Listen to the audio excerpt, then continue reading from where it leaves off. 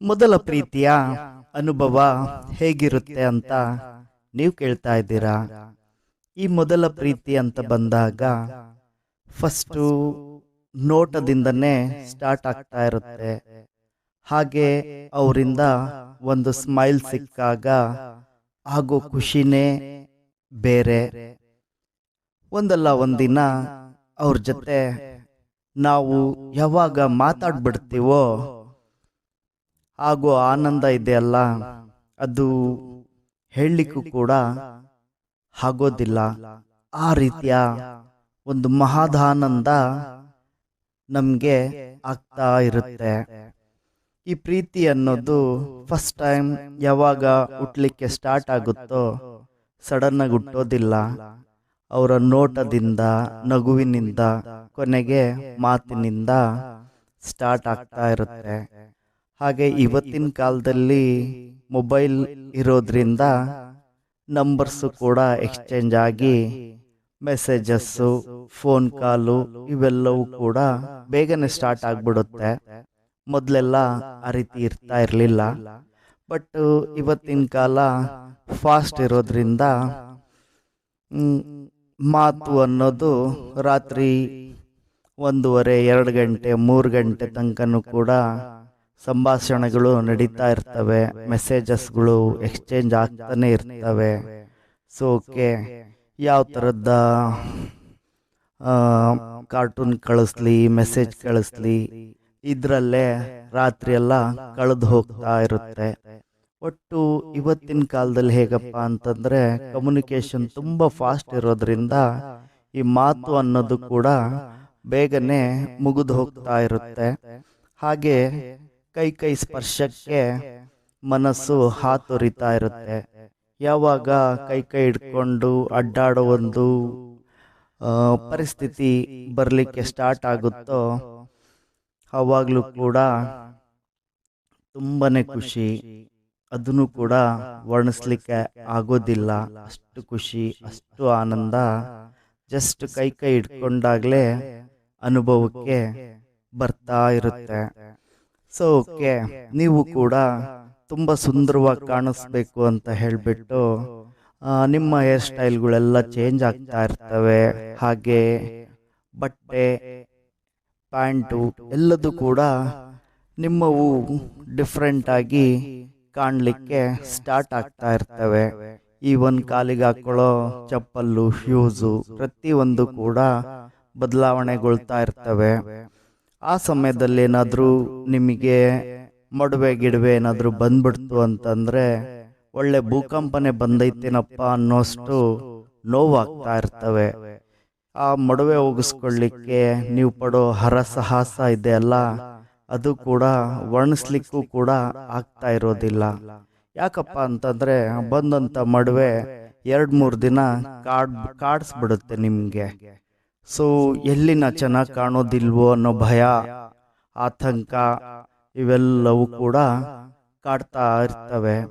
ಹಾಗೆ ನಮ್ಮ ಹುಡುಗಿನ ನಾನು ಸೀರೆಯಲ್ಲಿ ನೋಡಬೇಕು ಅನ್ನೋ ಒಂದು ಆಸೆ ನೀವು ವ್ಯಕ್ತಪಡಿಸಿದಾಗ ಅವಳು ಆ ಸೀರೆ ಉಟ್ಕೊಂಡಂತಹ ಒಂದು ಫೋಟೋ ನಿಮಗೆ ಯಾವಾಗ ಕಳಿಸ್ಬಿಡ್ತಾಳೋ ಅವಳು ಅಪ್ಸರೆ ಥರ ನಿಮಗೆ ಕಾಣಿಸ್ಲಿಕ್ಕೆ ಸ್ಟಾರ್ಟ್ ಆಗ್ತಾ ಇರ್ತದೆ. ಸೊ ಅವಳು ಧರೆಗಿಳಿದು ಬಂದಂತಹ ಅಪ್ಸರನೇ ಏನೋ ಅನ್ನೋಷ್ಟು ಭಾವನೆ ನಿಮ್ಮಲ್ಲಿ ಹುಡ್ತಾ ಇರುತ್ತೆ. ಆ ಫೋಟೋನ ಎಷ್ಟು 1000 ಸಲ ನೀವು ನೋಡ್ತಿರೋ ಆ ದೇವರಿಗೆ ಗೊತ್ತು. ಹಾಗೆ ಅದನ್ನು ಎಡಿಟ್ ಮಾಡಿ ಇನ್ನೂ ಸುಂದರವಾಗಿ ಕಾಣೋ ಹಾಗೆ ಮಾಡಿ ನೀವು ಕಳಿಸಿ ಅವರು ಓಕೆ ಅಂತ ಏನಾದರೂ ಹೇಳಿಬಿಟ್ರು ಅಂತಂದರೆ ನಿಮಗಾಗೋ ಒಂದು ಖುಷಿ ಅದು ಹೇಳಲಿಕ್ಕೂ ಕೂಡ ಅಸಾಧ್ಯ. ಸೊ ಒಂದು ದಿನ ಅವಳು ನಿಜವಾಗ್ಲೂ ಸೀರೆ ಉಟ್ಕೊಂಡು ನಿಮ್ಮ ಎದುರಿಗೆ ಬಂದಾಗ ನೀವು ಮದುವೆಯ ಕನಸನ್ನೇ ಕಾಣಬೇಕು ಅನ್ನಿಸ್ತಾ ಇರುತ್ತೆ. ನಿಮ್ಮ ಜೋಡಿ ಇಡೀ ಪ್ರಪಂಚದಲ್ಲೇ ಯಾರ್ದು ಇಲ್ಲ ಅನ್ನೋವಷ್ಟು ನಿಮಗೆ ನಂಬಿಕೆ ಹುಟ್ಟುತ್ತಾ ಇರುತ್ತೆ. ಅಷ್ಟು ಕಾನ್ಫಿಡೆಂಟು, ಅಷ್ಟು ಖುಷಿ, ಅದು ಕೂಡ ಹೇಳಲಿಕ್ಕೆ ಸಾಧ್ಯನೇ ಇಲ್ಲ. ಈ ಮೊದಲ ಪ್ರೀತಿ ಅನ್ನೋದು ಹಾಗೇನೆ. ಸೊ ಈ ಮೊದಲ ಪ್ರೀತಿ ಯಾವಾಗ ನಮಗೆ ಹುಟ್ಟುತ್ತೋ ಅವ್ರ ಬಗ್ಗೆ ತುಂಬ ಕೇರ್ ತಗೋಬೇಕು ಅನಿಸ್ತಾ ಇರುತ್ತೆ. ಅವರ ಕಷ್ಟ ಸುಖ ಎಲ್ಲದರಲ್ಲೂ ಭಾಗಿಯಾಗಬೇಕು ಅನಿಸ್ತಾ ಇರುತ್ತೆ. ಸೊ ಅವರು ಯಾವಾಗಲೂ ಚೆನ್ನಾಗಿರ್ಬೇಕು, ಊಟ ಮಾಡಿದ್ರು, ತಿಂಡಿ ತಿಂದ್ರು, ಜ್ವರ ಬಂದ್ರಂತೂ ನಿಮಗೆ ಜ್ವರ ಬಂದ್ಬಿಡುತ್ತೆ. ಸೊ ಓಕೆ, ನೀವು ಗುಳ್ಗಿ ತಂದು ಕೊಡೋದೇನು, ಗುಳ್ಗಿ ನುಂಗ್ದ್ಯಾ ಅಂತ ಕೇಳೋದೇನು, ಆ ಒಂದು ಕಾಳಜಿ ಇದೆ ಅಲ್ಲ, ಆ ಕಾಳಜಿ ಮತ್ತೆ ನೀವು ಜೀವನದಲ್ಲಿ ಮುಂದೆ ನಿಮಗೋಸ್ಕರನೂ ಮಾಡ್ಕೊಳ್ತಿರೋ ಇಲ್ವೋ ಅಷ್ಟು ಕಾಳಜಿ, ಅಷ್ಟು ಒಂದು ಭಯ ಇವೆಲ್ಲವೂ ಕಾಡ್ತಾ ಇರ್ತವೆ. ಸೊ ಈ ಮೊದಲ ಪ್ರೀತಿ ಅನ್ನೋದು ಅಷ್ಟು ಸುಂದರವಾಗಿರುತ್ತೆ. ಹಾಗೆ ಈ ಮೊದಲ ಪ್ರೀತಿಯಲ್ಲಿ ಇವೆಲ್ಲವೂ ಕೂಡ ತುಂಬ ಚೆನ್ನಾಗಿ ಇರುತ್ತೆ. ಬಟ್ ನೀವು ಅದನ್ನ ಮೀರಿ ಯಾವಾಗ ಭಾಗಿಯಾಗಲಿಕ್ಕೆ ಸ್ಟಾರ್ಟ್ ಮಾಡ್ತಿರಲ್ಲ, ಲೈಕ್ ಓಕೆ, ಕೈ ಹಿಡ್ಕೊಳ್ಳೋದು ಪರವಾಗಿಲ್ಲ, ಹಗ್ ಮಾಡೋದು ಪರವಾಗಿಲ್ಲ, ಕಿಸ್ ಮಾಡೋದು ಪರವಾಗಿಲ್ಲ, ಬಟ್ ಅದಕ್ಕಿಂತ ನೀವು ಮುಂದೆ ಹೊರದ್ಬಿಟ್ಟು ನಾವಿಬ್ಬರು ಜೀವನದಲ್ಲಿ ಯಾವತ್ತೂ ಬೇರೆನೇ ಆಗೋದಿಲ್ಲ ಅನ್ನೋ ಒಂದು ಭಾವನೆ ಏನಾದರೂ ನಿಮ್ಮಲ್ಲಿ ಹುಟ್ಟಿತು ಅಂತಂದರೆ ಅಲ್ಲಿಂದ ಈ ಪ್ರೀತಿ ಅನ್ನೋದು ಆಟೋಮೆಟಿಕ್ಲಿ ಕಡಿಮೆ ಆಗ್ತಾ ಇರುತ್ತೆ. ಈ ಪ್ರೀತಿ ಅಂದರೆ ಪ್ರೀತಿ, ಅದು ನೀವು ಪ್ರೀತಿಸ್ತಾ ಇರಬೇಕಷ್ಟೇ. ಅದು ಬಿಟ್ಟು ಸೆಕ್ಸ್ನಲ್ಲಿ ನಾನು ಭಾಗಿಯಾಗ್ಬಿಟ್ಟೆ, ಅವರು ಯಾವತ್ತೂ ನನಗೆ ಕೈ ಬಿಡೋದಿಲ್ಲ, ಅವ್ರು ನನಗೆ ಯಾವತ್ತೂ ಮೋಸ ಮಾಡೋದಿಲ್ಲ ಅನ್ನೋ ಒಂದು ಬಲವಾದ ನಂಬಿಕೆ ನಿಮ್ಮಲ್ಲಿ ಹುಟ್ಟಿಸ್ಕೊಂಡ್ಬಿಟ್ರಿ ಅಂತಂದರೆ ನೀವು ಅಲ್ಲಿಗೆ ನಿಮ್ಮ ಪ್ರೀತಿಯ ಆಳ ಅನ್ನೋದು ಕಡಿಮೆ ಆಗಲಿಕ್ಕೆ ಸ್ಟಾರ್ಟ್ ಆಗುತ್ತೆ. ಸೊ ಓಕೆ, ಯಾವಾಗ ನಾವು ದೇಹನ ಅರ್ಪಿಸ್ಬಿಡ್ತೀವೋ ಖಂಡಿತವಾಗ್ಲೂ ಈ ಪ್ರೀತಿ ಅನ್ನೋದು ಮೊದಲಿನ ಥರ ಉಳಿಯೋದಿಲ್ಲ. ಆಸಕ್ತಿ ಅನ್ನೋದು ಕಡಿಮೆ ಆಗಲಿಕ್ಕೆ ಸ್ಟಾರ್ಟ್ ಆಗುತ್ತೆ. ಹಾಗೆ ನಿಮ್ದಿನ್ನೂ ಸಣ್ಣ ವಯಸ್ಸಿರುತ್ತೆ. ಈ ಸಣ್ಣ ವಯಸ್ಸಿನಲ್ಲಿ ಆ ಥರದ ದೊಡ್ಡ ದೊಡ್ಡ ಒಂದು ನಿರ್ಧಾರಗಳು ನಿಮ್ಮ ಮನಸ್ಸನ್ನು ತುಂಬ ಘಾಸಿಗೊಳಿಸ್ಬಿಡ್ತವೆ. ನಿಮಗೆ ಗೊತ್ತಿಲ್ದಂಗೆ ನಿಮಗೆ ಜಿಗುಪ್ಸೆ ಬಂದ್ಬಿಡುತ್ತೆ. ಇಲ್ಲ ಅಂತಂದರೆ ಡಿಪ್ರೆಷನಿಗೆ ಹೋಗೋಂತಹ ಪರಿಸ್ಥಿತಿಗಳು ಬರ್ತಾ ಇರ್ತವೆ. ನಂಬ್ರಿ, ಪ್ರೀತಿ ಮಾಡ್ರಿ, ಆದರೆ ಆ ಪ್ರೀತಿನ ನೀವು ಬೆಳೆಸ್ತಾ ಹೋಗಬೇಕು, ಅದ್ರ ಜೊತೆಗೆ ನೀವು ಕೂಡ ಬೆಳೀತಾ ಹೋಗಬೇಕು.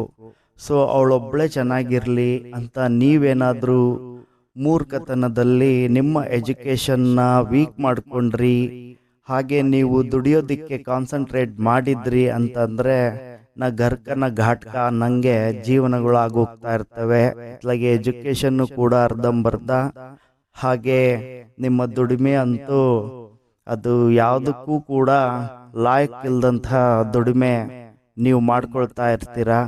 ಸೊ ಅವ್ರ ಪಾಡಿಗೆ ಅವರು ಓದ್ತಾ ಹೋಗ್ತಾರೆ, ಡಿಗ್ರಿನೂ ಮುಗಿಸ್ತಾರೆ, ಹಾಗೆ ಜಾಬಿಗೂ ಸೇರ್ಕೊಳ್ತಾರೆ, ಮದುವೆನೂ ಕೂಡ ಆಗ್ತಾರೆ.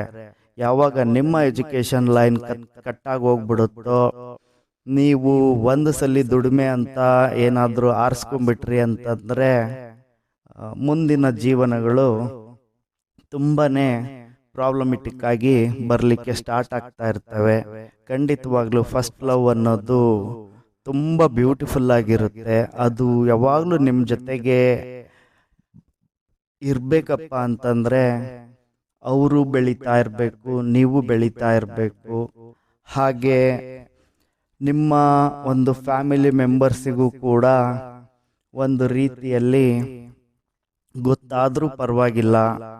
ಸೊ ಏನಪ್ಪ ಅಂತಂದರೆ ಯಾರು ಕೂಡ ನಿಮ್ಮ ಪ್ರೀತಿನ ಹಾಳು ಮಾಡ್ತಾರೆ ಅಂತ ನೀವೇನು ತಪ್ಪು ತಿಳ್ಕೊಳ್ಳಿಕ್ಕೆ ಹೋಗಬೇಡಿ. ಬುದ್ಧಿವಾದ ಅಂತೂ ಹೇಳ್ತಾ ಇರ್ತಾರೆ, ಬಟ್ ನೀವು ಜೊತೆಗೆ ಆ ಪ್ರೀತಿ ಅನ್ನೋದನ್ನ ಗಟ್ಟಿ ಮಾಡ್ಕೊಳ್ತಾ ಬೆಳೆದು ನಿಂತ್ರಿ ಅಂತಂದರೆ ಖಂಡಿತವಾಗ್ಲೂ ಫಸ್ಟ್ ಲವ್ ಅನ್ನೋದು 100% ಸಕ್ಸಸ್ ಆಗೇ ಆಗುತ್ತೆ.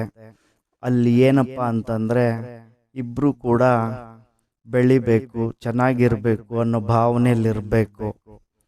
ಅದು ಬಿಟ್ಟು ಅವ್ರು ಮಾತ್ರ ಚೆನ್ನಾಗಿರಲಿ, ನಾನು ಎಷ್ಟೇ ಕಷ್ಟ ಬಂದರೂ ಕೂಡ ಅವಳನ್ನ ಚೆನ್ನಾಗಿ ಇಟ್ಕೊಳ್ತೀನಿ, ಚೆನ್ನಾಗಿ ಸಾಕ್ತೀನಿ ಅನ್ನೋ ಒಂದು ಭ್ರಮೆಯಲ್ಲಿ ನೀವೇನಾದರೂ ಇದ್ರಿ ಅಂತಂದರೆ ಅದು ಭ್ರಮೆಯಾಗೆ ಉಳಿದ್ಬಿಡುತ್ತೆ.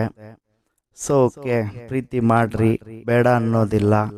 ಆ ಪ್ರೀತಿನ ಶಾಶ್ವತವಾಗಿ ಉಳಿಸ್ಕೋಬೇಕಪ್ಪ ಅಂತಂದರೆ ದಯವಿಟ್ಟು ಯಾವುದೇ ಒಂದು ಕೆಟ್ಟ ಕೆಲಸದಲ್ಲಿ ಭಾಗಿಯಾಗಲಿಕ್ಕೆ ಹೋಗಬೇಡ್ರಿ.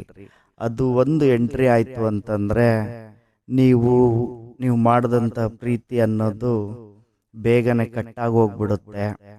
ಸೊ ಇಷ್ಟು ಮಾತ್ರ ಈ ವಿಡಿಯೋದಲ್ಲಿ ನಾನು ತಿಳಿಸ್ಕೊಟ್ಟಿದ್ದೀನಿ. ಎಲ್ಲರಿಗೂ ಕೂಡ ಒಳ್ಳೆಯದಾಗಲಿ. ಹಾಗೆ ನೀವು ಮಾಡಿದಂಥ ಪ್ರೀತಿ ಸಕ್ಸಸ್ ಆಗಲಿ. ಯಾವಾಗಲೂ ಕೂಡ ನೀವು ಖುಷಿಯಾಗಿರ್ರಿ, ಚೆನ್ನಾಗಿರ್ರಿ, ಒಳ್ಳೆಯದಾಗಲಿ. ಧನ್ಯವಾದಗಳು.